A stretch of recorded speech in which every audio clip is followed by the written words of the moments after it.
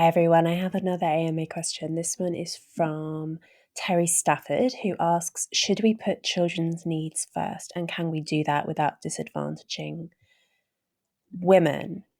So I did an episode a while back with Katie Faust, which got a lot of response from listeners. Katie runs an organisation called Them Before Us, and she gave a speech at NatCon. I forget which NatCon, one of the ones in the US, which was titled Them Before Us, which was a very good speech. You should go away and read it. Her argument basically in this speech, and it's the basis of the organisation, is that we know which things are good for children, right? We know there's lots of research available telling us what factors make children happy and healthy. And some of the factors which make children happy and healthy are things like living with both of their biological parents who are married together. This is obviously politically explosive. And this is, Katie's a Christian, she's a conservative.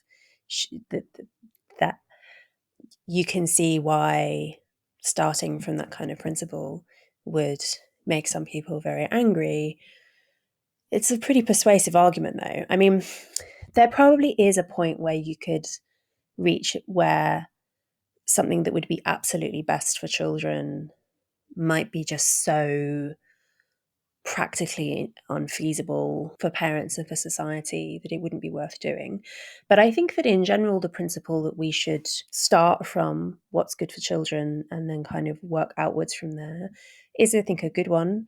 It's also not like, let's be clear, I don't think it's the historically normal one necessarily, because actually in very many times and places, children are treated terribly and are not looked upon as these kind of lovable cherubs in the way that we generally do regard. I mean, we don't necessarily always make decisions that are in children's best interests as a society, but we do tend to regard children as being lovable and worth prizing. That's not always the case in other human societies. I'm not just talking about societies that, do child sacrifice or whatever, but societies where children are forced to do horrible work which damages their health and, whatever. Like, I don't want to be unduly nostalgic at all about the way that we've historically treated children. But I think it is fair to say that there's a lot of progressive politics which regards the interests of children as secondary to the interests of adults, particularly when it comes to adults' kind of feelings of self-fulfillment. I'm thinking about a lot of progressive ideas about divorce and surrogacy and so on. I think that's true. The question that Terry asked specifically was about the impact on women. My friend Helen Roy likes to talk about prudence in relation to some of these questions about sort of trad versus modern family life, right? Helen's pretty trad. Okay, she's a traditional Catholic. She's mother of 3 young children. She's a stay-at-home mom. She has had home births. She's got her trad card, right? Like she really walks the walk. But she's also very sensible in talking about the real trade-offs that exist. And there is definitely a version of kind of trad politics, particularly as you'll see on social media, which demands enormous self-sacrifice from women and is very, very rigid in relation to, you must stay at home all the time. You must never use paid childcare. You must do everything you can in terms of cooking from scratch, cooking organic. Like, you basically have to do the hardest possible version of parenting. And what's more, and this is what makes it really difficult, you have to do all of this for most people in isolation. You don't have the traditional extended family around you. You don't have all the kind of trappings and institutions of a traditional community. You're doing this basically in conditions of modern atomization. You're doing like unilateral trad life is what I call it, right? Unilateral trad life is really hard, and it's not just that it potentially drives women insane, men insane too potentially, but I think the burden falls more heavily on women in this lifestyle. I mean, you're also talking about not using contraception, women having very tight birth spacing. Never forget the hunter-gatherers, the average age gap between siblings in hunter-gatherer groups is 4 years because of extended breastfeeding. So the idea of everyone having Irish twins just again and again, not like in long history terms, not normal. Okay,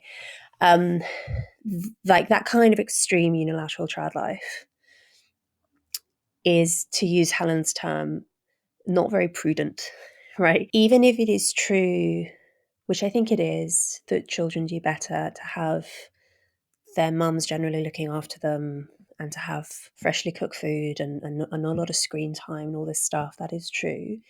There's also definitely a point where being so insistent on all of those things means that children suffer harm and their parents definitely suffer harm. You know, if being rigid about all of those things is going to make the family much poorer, like if the options are, which I think they often are, in parts of the world where house prices are very high, if the options are either living around friends and family, and that means that mum has to work, or that means that sometimes the kids have to be distracted with screens, or you have to have ready meals and not make everything from scratch, because that's the modernity, right? And you kind of have to cut these corners if you're going to keep family life on the road. If that's one option, and the other option is moving to the woods, moving to the other side of the country where you don't know anyone and you're incredibly socially isolated because that's the only place that you can afford to live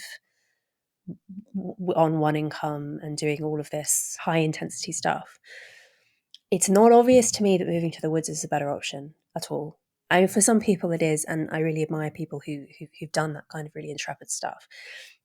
But I think Helen is right, though, that prudence, it makes me sound like unusually liberal, but I really mean it. In trying to work out what is actually best for your children, that does include, mother's mental health and family finances. And those things are not independent of the happiness of children, right?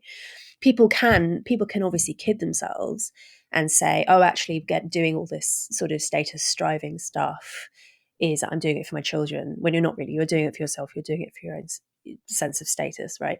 So people can kid themselves, but there is definitely a point where, like, immiserating the family and making mothers completely exhausted and miserable is not just going to be bad for the adults, it's going to be bad for the children too. And the only way really that you can work out what the balance is for your family is from assessing your own. It really will be different for every individual family, and it just really is context dependent. It also depends on things like children's personalities and parents' personalities and so on. My mum calls me Little Miss Nuance sometimes, but like when I give these kind of answers. But yeah, to be Little Miss Nuance, I think it's genuinely true that the them before us principle is a good one, and I agree with it. But also that doesn't just mean sticking to rigid principles and deciding that XYZ is exactly what children need all the time, no matter the trade-off, no matter the sacrifice. The difficulty is in finding that balance where you start from the principle that you should prioritize your children's welfare, but then how exactly does one do that is a complicated question. And the answer is not necessarily, is in probably in the vast majority of cases, is not unilateral trad. The answer is probably prudent moderation and compromise. There we go.